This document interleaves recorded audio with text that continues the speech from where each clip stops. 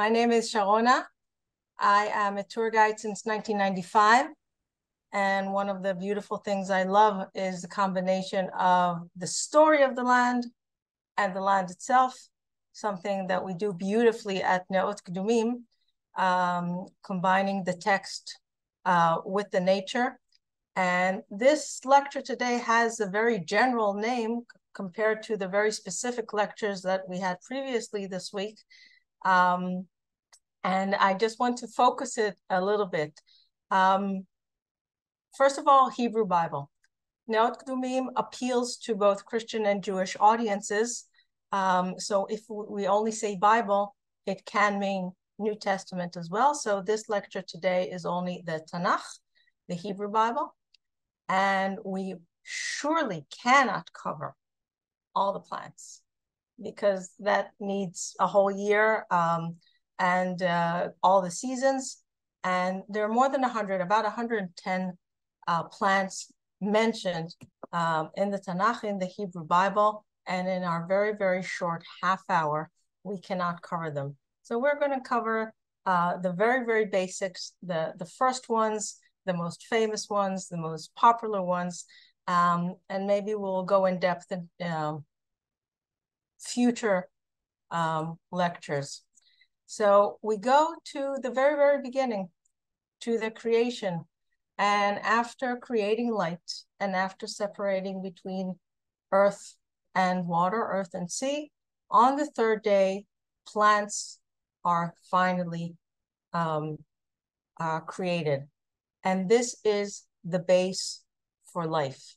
You cannot have the man being created 3 days later without the plants being first. It is essential.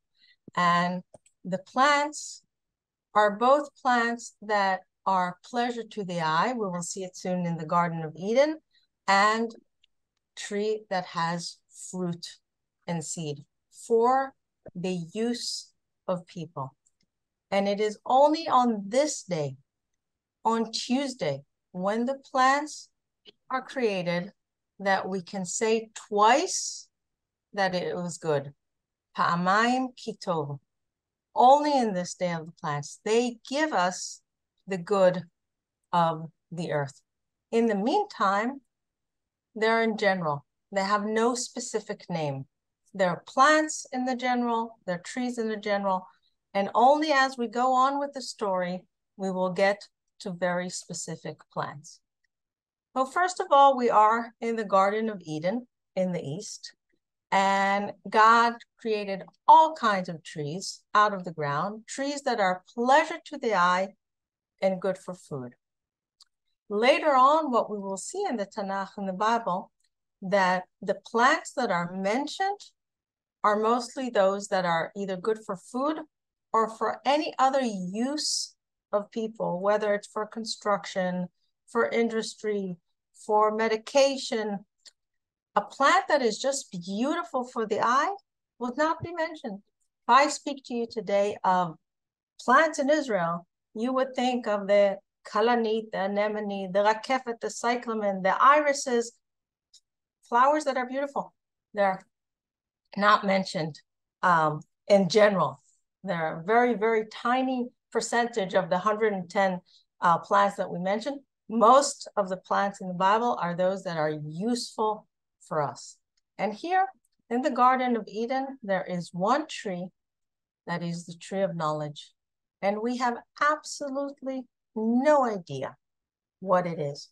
Now, if you ask Westerners, whether they're Jewish or Christian, on a tour in Israel, what is the tree of knowledge? 90% will answer apple. And why is that? In our Western culture, once upon a time, during the Renaissance, an Italian painter drew a big picture, Adam, Eve, apple. So we all think of apple, but the Bible doesn't say apple. It says tree of knowledge. But let's think about it, okay? This is, by the way, my son when he was in first grade. Today he's in 12th grade, so time has passed. They ate from the tree of knowledge. They opened their eyes. They saw that they're naked. They grabbed the first leaf that they saw and sewed it together to make themselves clothes, to make themselves covering. So you would think they would be standing already next to a fig tree. So perhaps, if you think circumstantially, you think like a lawyer, perhaps the fig tree is the tree of knowledge. I can tell you I have eaten many, many, many figs in my life. Did it make me any wiser? I hope so. I cannot guarantee. Another thing though, another aspect is, I know this story is located in the Garden of Eden and not in Israel, but let's assume that whoever wrote the story knew the nature of Israel and did not know the nature of the Garden of Eden. And if you look at what we have in the trees of Israel, which we will soon see in our presentation, the olives, the almonds, the carobs, their leaves are way too small to sew anything from them.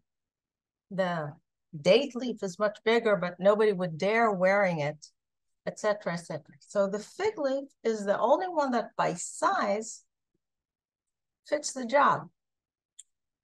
Another thing I can tell you, that if you touch the fig leaf, if you test the texture of it, you will notice that this too does not qualify for clothing.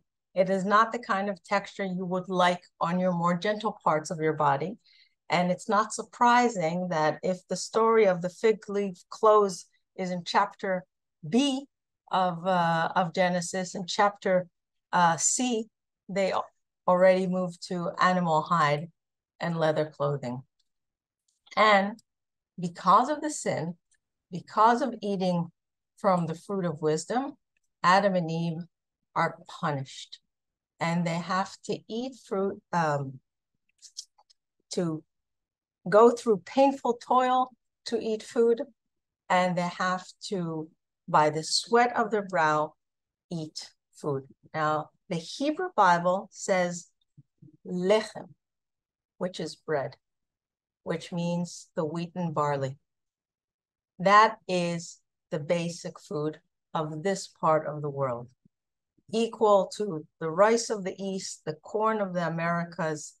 The translation should have been, and perhaps in some of the other English translations, the one that I didn't take, I took New International Version, perhaps in other translation, it actually says bread. This is what it has to say. Food is, first of all, the wheat and the barley. When we continue to the next episode, to the next parasha, go to Noah's Ark. First of all, here we have one of the mysteries. The fact that we don't know what is the fruit of wisdom from the Garden of Eden, it's something that is not here on earth. It's somewhere else. But here we are already down to earth. And here's the first plant that we really don't know what it is. We don't know what is gopher wood. It's gopher.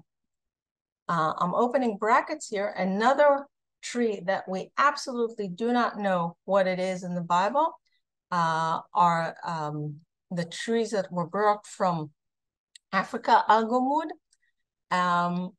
They're written only once, and that is another mystery, but that's opening brackets. We go back to Noah's Ark, and we know, everybody knows, that he brought in the animals 2 by 2, male and female, the kosher animals in 7s. What doesn't the Bible tell us? They spent months there. They had to eat. What did they eat? There's no vegetation mentioned. There's no plants. What did all the vegetarians eat? We have no idea. The story doesn't cover it. As the story is a story of destruction. While they're in the ark, the world around them is the world that is destroyed. How do we begin a world again? How do we give hope? How do we create life again? With plants. So that's why it's not surprising that when a dove was sent after the raven and it comes back, the sign of life is a plant, like on the first Tuesday. Vayehi tov, pa'amayim ki tov, twice it was good. Now, we have to understand that the audience of the text, the people who wrote the Bible and the people who first read it, 99% of them are farmers. They lived in nature, they depended in nature, they constructed their houses with the trees around, they had all their industries. As I said before, the medications, they knew the plants, they knew their qualities, they knew what each plant looked like, its precise color, its height, its season. Therefore, the plants that are mentioned, the minute the name is mentioned, the people that heard that name know the qualities, and without needing an explanation, they understand more things that are written in the text. For instance, an olive tree is never very high. It doesn't reach the height of a cedar for sure, not even a palm, not even an oak. Olive trees are quite small. Therefore, if the dove brought in an olive branch, the people who know their agriculture, know their farms, know the nature of the land, they know that the water is low. The water is hidden. Who opened their microphones by mistake? Somebody was just speaking. Please, everybody mute. Okay. Now we went back to Tuesday, to creation of life.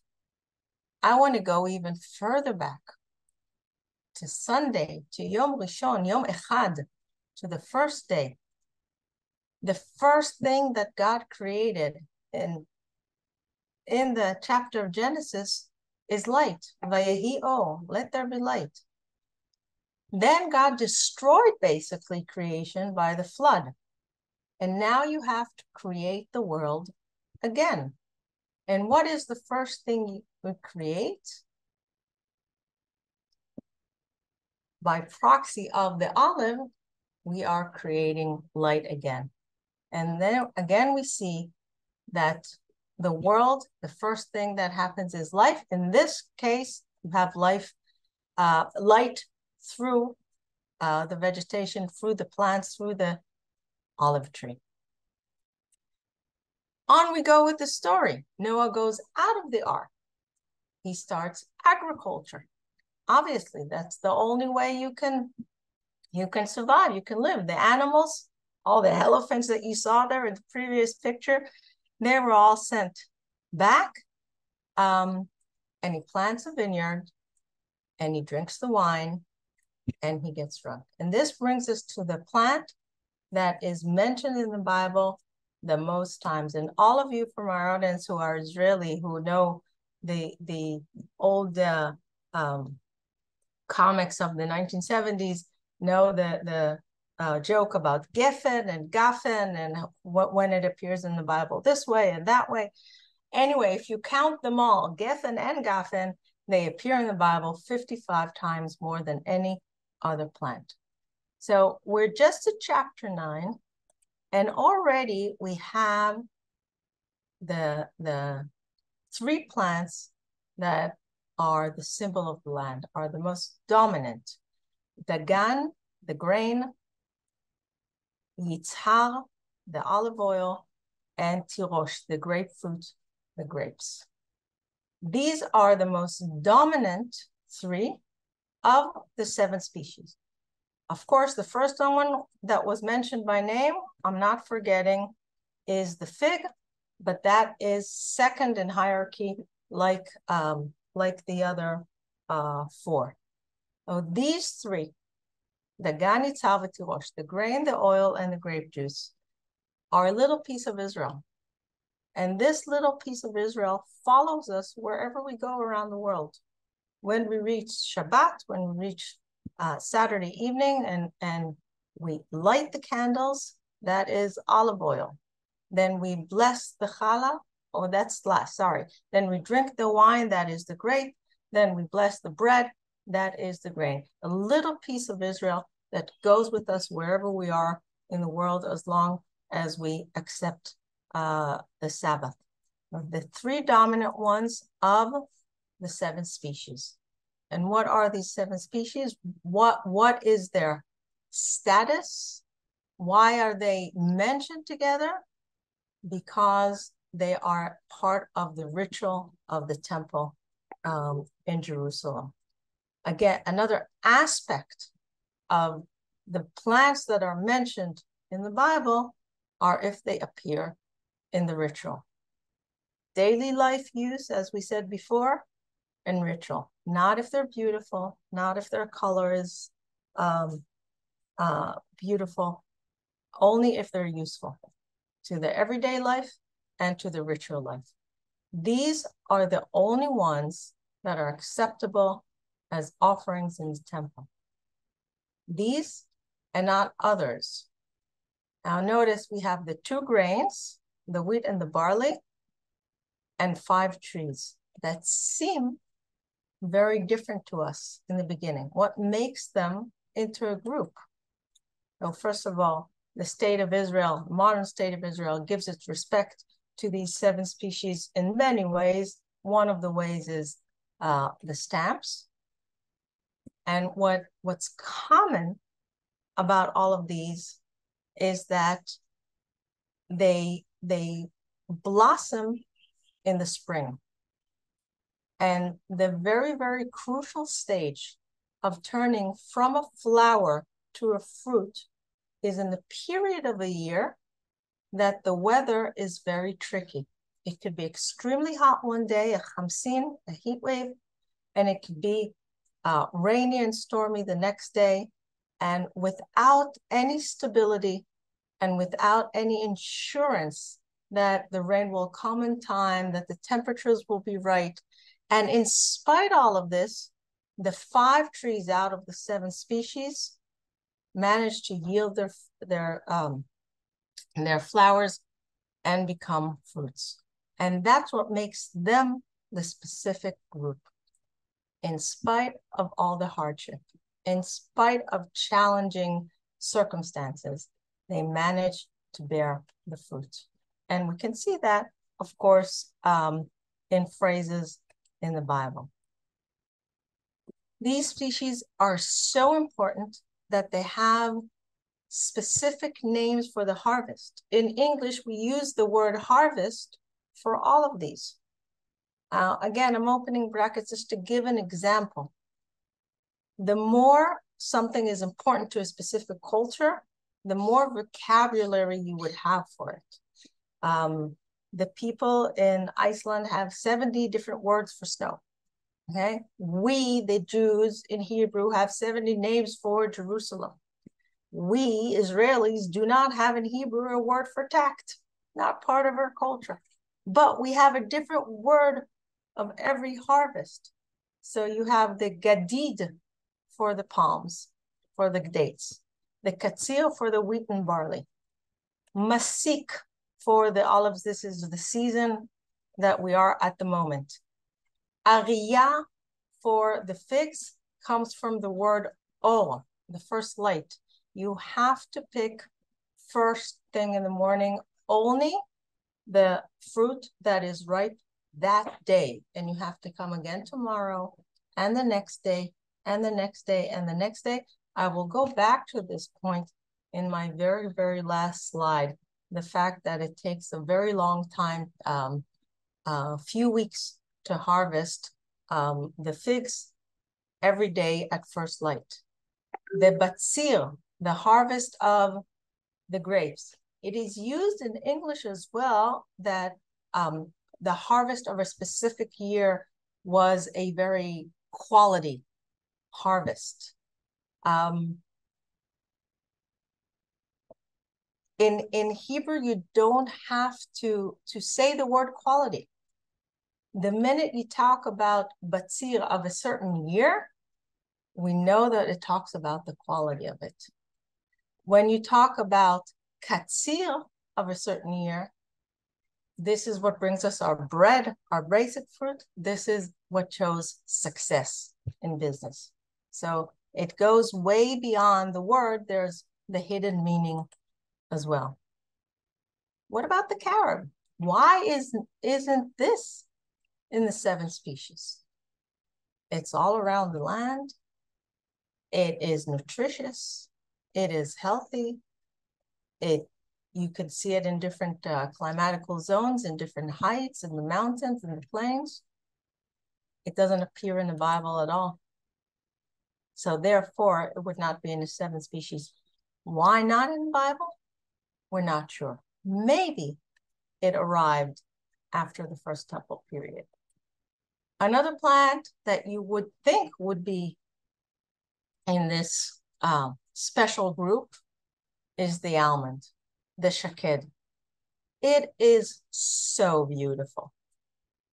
And the Bible itself tells us that is the best product of the land. When the sons of Jacob had to go to Egypt and bring with them gifts and bring the best quality plants, among other things, they brought the almonds. And it is nutritious and it is healthy. So why not? We go back to the same explanation. It does not flower in the spring season. We all know that it flowers in the winter. At the very, very beginning, when winter is just beginning, the days are beginning to lengthen. We celebrate the blossom of the almond at Tu B'Shvat, usually around January. And as quick as it is to flower, it is slow to bear fruit. It is the first plant to flower and the very, very last one to harvest. It takes a very, very long period. That is why when the parable comes about a plant that managed to do everything in one night, in the book of Numbers, in the story about Aaron's staff that did not only sprout, but had buds, blossomed, and produced almond, it is the exact contrary. It is totally opposite to what happens in the nature. They could have said this parable about any other tree. Every tree takes time between the blossoming and the fruit, but the almond takes the longest, and the people who hear this story knew about it. And one more mention of the shaked, the almond, in the Bible is about Jeremiah seeing a branch of a shaked, and yes, and the Lord tell him, you are correct. Shoked ani al dvarai lasoto. I am being very studious. I'm being very industrious about the task that I am going to do. I'm going back to the 7 species, and I'm going to one that is close to my heart, the palm. And it is the only one that appears both in the 7 species and the 4 species. So, for instance, in Neot Kedumim, since in our park, the plants appear in the groups that they appear in the Bible. So we have the area of the 7 species and the area of the 4 species, and the link between them is a palm plantation that belongs to both sides. When we talk about the 7 species, actually the word tamal doesn't appear, the word honey appears instead. And some people believe it is the palm, and some have other ideas. The word tamal, what we would call today a date, appears in the Bible many, many times in names of women, at least 2, in the name of the tree itself, not in the name of the fruit. Not in the name of the fruit. And when we talk about the 4 species, we talk about the branch. And when we look at the uses of the palm in the Bible, we said people used all the plants that are mentioned. We see that it has many, many, many uses, the fruit being only one of them. And it is said in Bamidbar Rabbah, no part of the date palm is wasted. Mat marazot she'en bapsolet. yes, the dates that are eaten are written first. And then there's this long, long list of other uses. Okay, so the dates to be eaten, and the young leaves, the lulav, to be blessed, and later on as mature to be used as roofs. The cores from the branch, from the trunk itself, you have these threads coming out and fibers, and you can use the spine of the leaves, and you can use the whole trunk itself for construction, and you can use it as a broom, and you can use it for baskets, and many, many, many other uses. Even the pits of the fruit can be given to the animals, to the camels, to the donkeys, to be eaten. So you see, eating the dates is only one of many, many, many uses.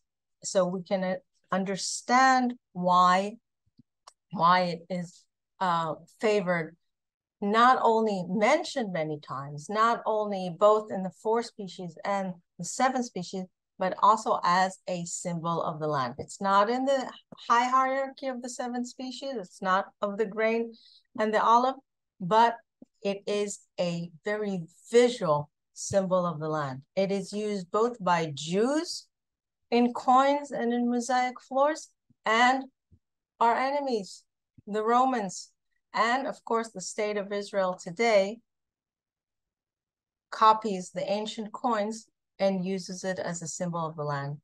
And here I have a very short personal agenda here. Despite what I showed you, how important it is in ritual, in our culture, in our ancient agriculture, in our ancient economy, botanically, the palm is inferior. It is somewhere between a big grass and a tree. The Ministry of Agriculture in Israel has decided this year that you don't need a license to cut down a date, a palm tree. And I have a personal problem with that. I think that they should not only consider botanical considerations, and specifically the palm, the culture has to be part of the considerations, and you definitely need to ask permission and get a license to chop off such a beautiful tree, a sign of the land. Here, a symbol of beauty. This photo was taken at Neot Kedumim, next to Solomon's pool. The palm tree needs heat. The cedar, which I haven't spoken yet about, needs the cold. It is very difficult to grow them together. Only in Solomon's garden you could have them together, and we have them here at Neot Kedumim. 2 beautiful high trees. They look like a couple. When you stand them one next to each other, they complement each other. So they look like a boy and the girl in love. The cedar would be the boy, the date would be the girl. Okay? The righteous will flourish like a palm tree. It is just aesthetically very beautiful. So it is used, we saw before, coins, mosaic floors, and also on capitals and on oil lamps. Both these artifacts are from the Kfar Saba Museum. And again, people at ancient times knew the symbolism, knew the qualities, knew the demands that each tree needs in order to grow. How much water, what kind of soil.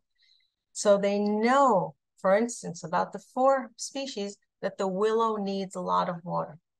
And if you put the 4 species by order, you can see our way from Egypt, from the wandering in the desert, into Canaan and into settling. Okay, this is the oasis that we wandered from one to the other. Finally crossing the Jordan River is the Arava, the willow. Settling mostly in the mountainous area is the Hadass, the myrtle. And finally being fruitful and successful, it is the Etrog, the citron, the Pri Etz Hadar, which is a whole different story for another presentation. I see that I am out of time, so I'm going to skip to the last slide. And I think this is very, very relevant for today. The blessing for peace, the blessing for eternal and global and just total peace is when everyone sits under their own vine and under their fig. And I want to close this with what I told you before. Remember about the fig, that it takes weeks to harvest because you need to harvest a little bit every day, which means that the people have to be home the whole summer long. In ancient times, most of the wars were in the summer, not in October. On the other hand, you have the grapes. When you have a vineyard, you have to harvest it at one time, hopefully in one day, 1 week at the most. You have to take everything off, which means you have to have the maximum of your manpower. Like the farms in the South today, as many hands working at the same time, which means that everybody has to be at home and not in Miluim, not in reserve duty, not in the army. So if you take the combination that everybody is home at once, and also everybody is at home along the whole summer, it means that nobody's in the army and that there is peace. And hopefully we will reach that situation again very, very shortly. Thank you very much for listening. Thank you. It was wonderful. If you want to say thank you to Sharona, you can unmute yourself or to write. Thank you. תודה רבה, Sharona. Thank you very much, Leah. Thank you very much. Very interesting. Thank you, Noam. The nouns of each staff member. If you have any questions, you can ask them or write them in the chat. Okay. Thank you, Paula. Okay. Okay, thank you very much, We'll see you Sharona. again next week with another presentation, and enjoy all the other lectures of the other excellent guides as well. Tomorrow for our next lecture. Thank you. Thank you.